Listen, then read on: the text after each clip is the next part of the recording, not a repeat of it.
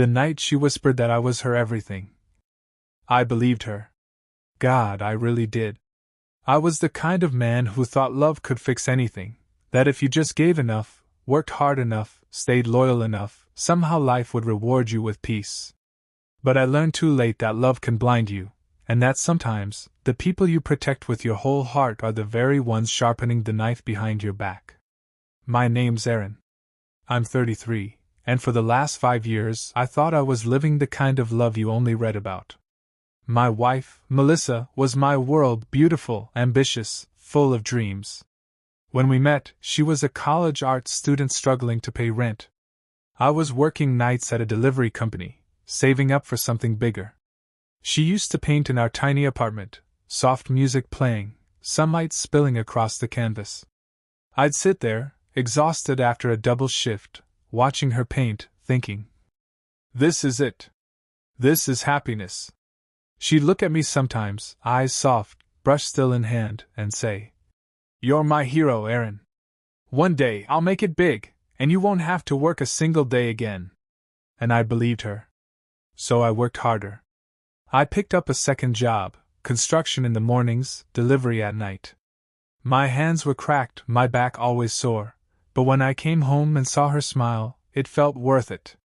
We'd eat dinner together at 11 p.m., sometimes just instant noodles and tea, but she'd light a candle and call it a date. I'd laugh, kiss her forehead, and tell her that as long as she was next to me, I didn't need anything else. She talked about opening her own art studio one day, a cozy little space where she could teach kids to paint. That dream became mine, too. Every extra hour I worked, every dollar I saved, was for her. For the first few years, it felt like we were unstoppable. She was my peace in a chaotic world. She'd wait for me at night, cook my favorite meals on weekends, send me little "I miss you" messages when I was on shift. She made me feel seen, loved. But I guess things changed slowly. So slowly you don't even notice until you're standing in the ruins wondering when it all started to burn. It began with small things. She stopped asking me when I'd be home. Some nights she'd already be asleep by the time I got there, or at least she pretended to be. I told myself she was tired. She was painting more, she said. Working on something special. Then came the phone.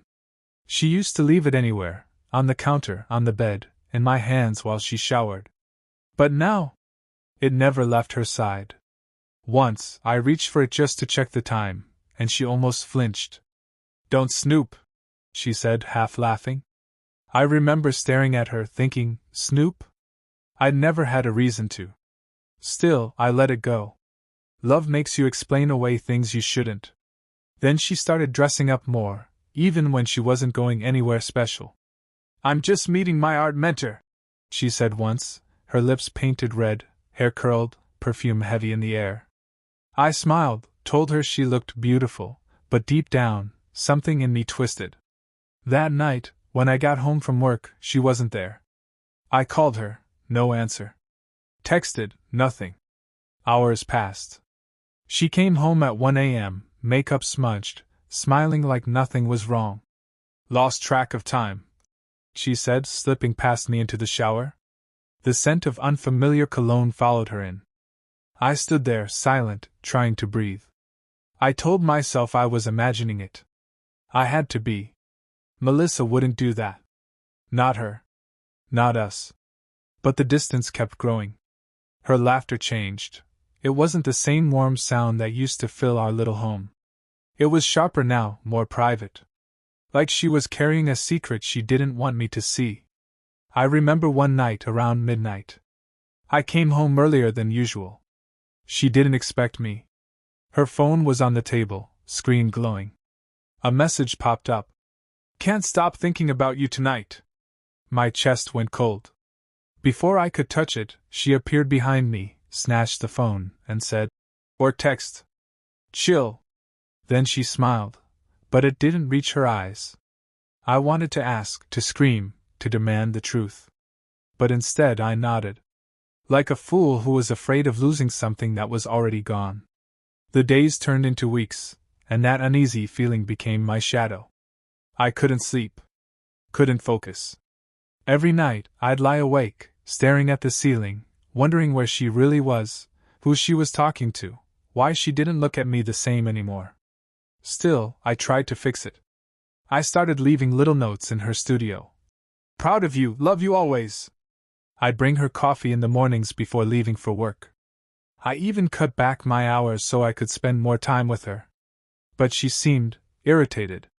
Like my presence was an interruption. One evening, I suggested we go out, dinner, movie, anything. She sighed, said she was busy. Maybe another time, Erin. So I went out alone. Sat in my truck outside her art studio, just watching the lights inside flicker. I wanted to surprise her, maybe pick her up later. Around 9 p.m., the lights went off. A few minutes later, I saw her step out, laughing. With someone. A tall guy. Broad shoulders. He carried her bag for her, opened her car door, touched her arm like he'd done it 100 times. I froze. She didn't see me. I didn't move. I just watched as she leaned in, said something, and he smiled. The kind of smile a man gives when he knows he's already crossed the line. My heart pounded so hard I could barely breathe. But I still didn't confront her. Not that night. Not the next. Instead, I went home and sat on the edge of our bed, staring at the spot where she used to fall asleep against my chest. When she came in later, I pretended to be asleep. She climbed in quietly, phone lighting up in her hand, screen turned away from me. That's when I knew. Something inside me broke, quietly, like glass cracking under pressure. Not enough to shatter, but enough that I'd never see her the same again. The next morning, I kissed her forehead before leaving for work. She smiled in her sleep, the same innocent face I once trusted with everything. And all I could think was, what if she's dreaming about someone else now? If you're feeling the tension already, hit that like button. It helps more people find stories that hit straight in the heart. The morning after that silent kiss on her forehead, I drove to work feeling hollow. The city blurred past me, lights, noise, people. But I was somewhere else. Somewhere inside my own mind, replaying every word she'd said in the last few months, trying to find the moment when it all began to rot. She called me later that day. Her voice was soft, cheerful. Hey, babe. Don't forget we've got dinner with my mentor this weekend. He's been helping me plan the studio thing. I forced a smile even though she couldn't see it. Sure. Can't wait to meet him. But my hands tightened on the steering wheel. Her mentor. The word echoed in my head like a cruel joke.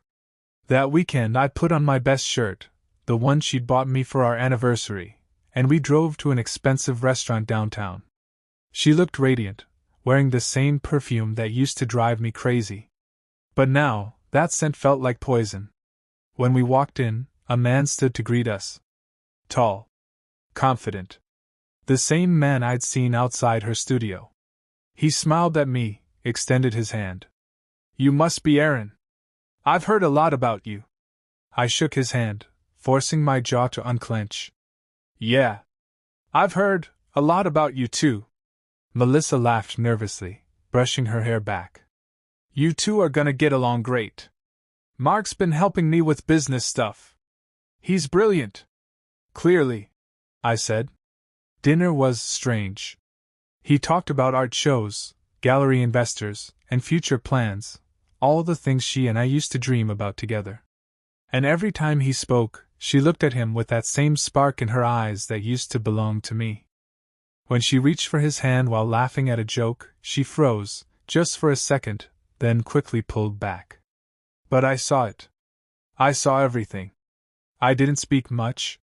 Just nodded, smiled when expected, and drowned in silence.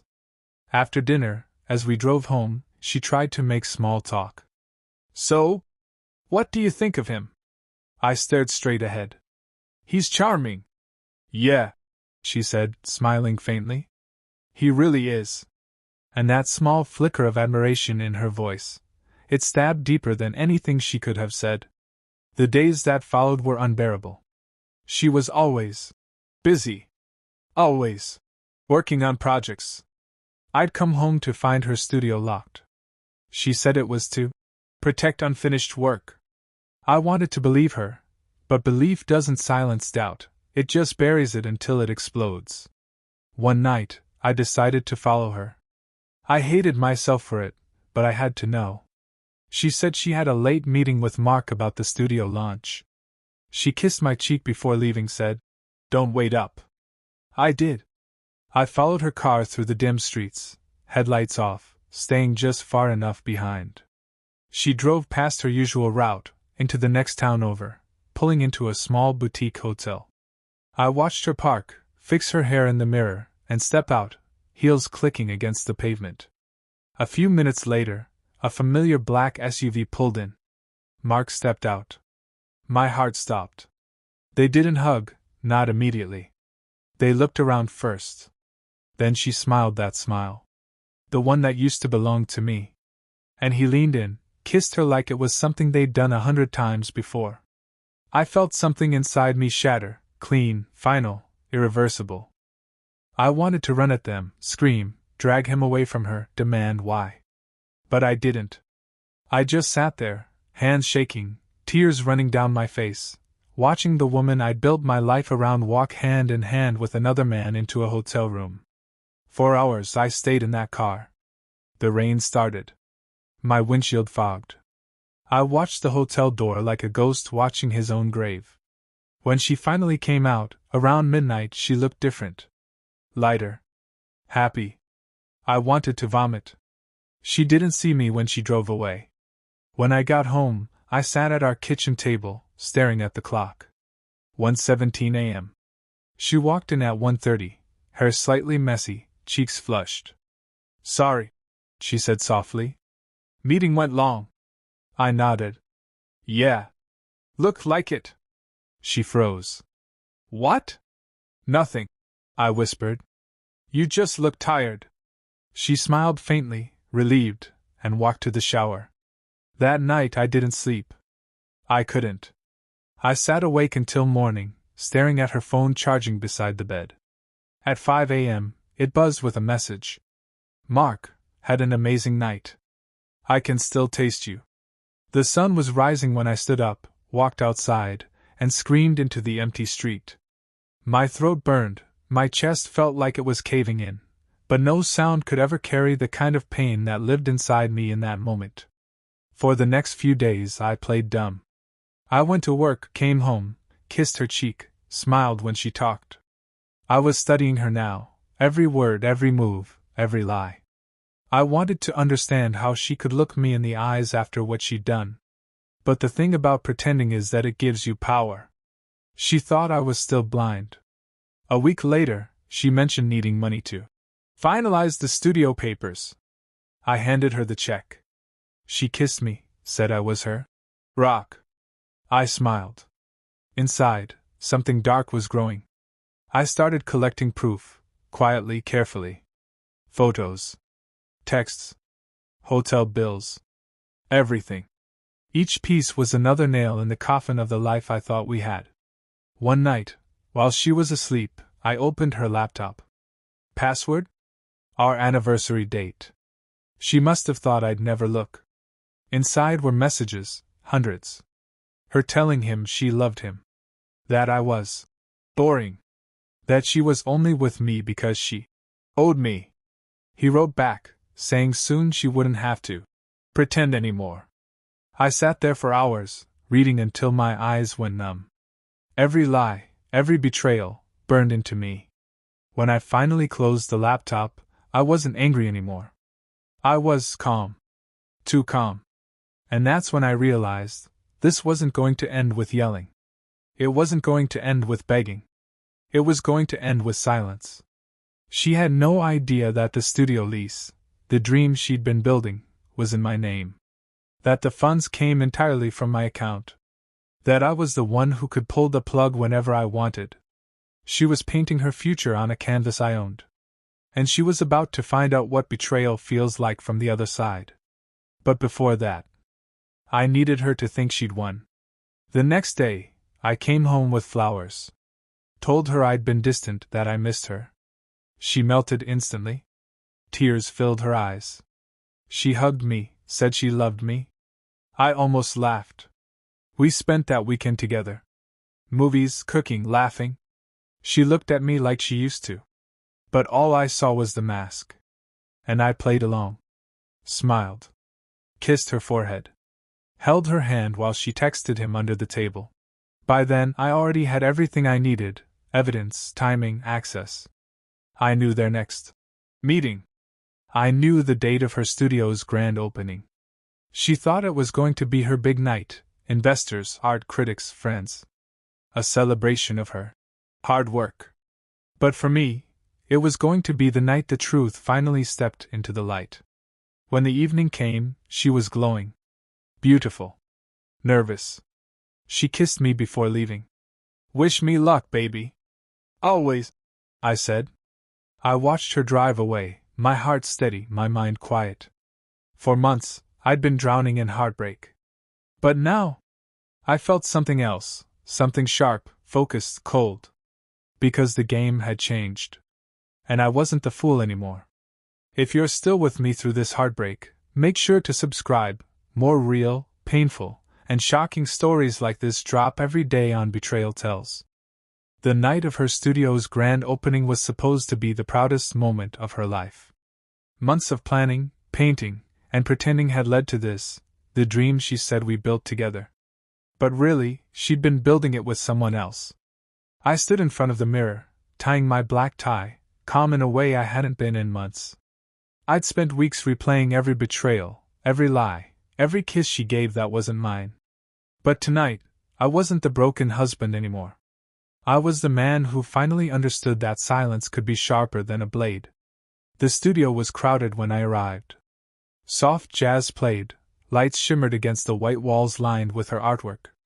She looked stunning: red dress, hair perfectly styled, smile wide and practiced.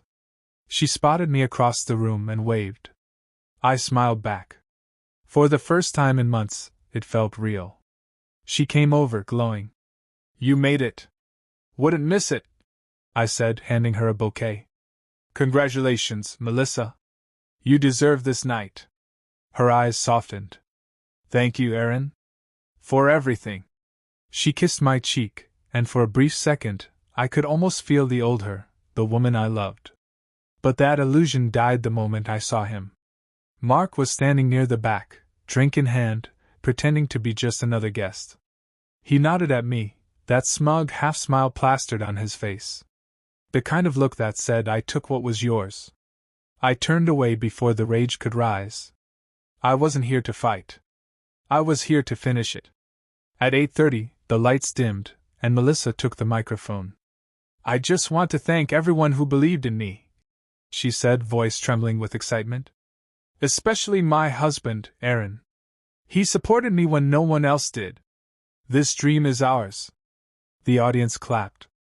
Cameras flashed. She looked at me with that same soft smile she used when she wanted to manipulate the truth. But I just smiled back, steady, unblinking. Because I knew what was about to happen next. I'd been preparing it for weeks, every word, every moment. I'd made sure the event live-streamed on social media, with hundreds watching. And I'd synced a presentation to start right after her speech, something she thought would show her art portfolio. When she handed me the mic to say a few words, I stepped up, heart steady. "Melissa's right," I began, voice calm. "This dream is ours. Everything you see here tonight, every canvas, every brick, every spotlight, came from love. From sacrifice. From trust." She smiled proudly beside me. I continued. "I worked 2 jobs for this. Not because I had to, but because I believed in her. I believed in us. I thought we were a team." The crowd went quiet. She looked confused. "But sometimes," I said, my tone tightening, "dreams aren't shared. Sometimes, while one person is building a life, the other is living a lie." The screen behind us flickered to life. Melissa's smile faltered. The first image appeared, her and Mark, caught on camera outside the hotel. Then another. Screenshots of messages. Texts I'd found. Words she couldn't deny. Gasps filled the room. Someone whispered her name. Her hand shot out toward the control booth. "Turn it off!" she screamed.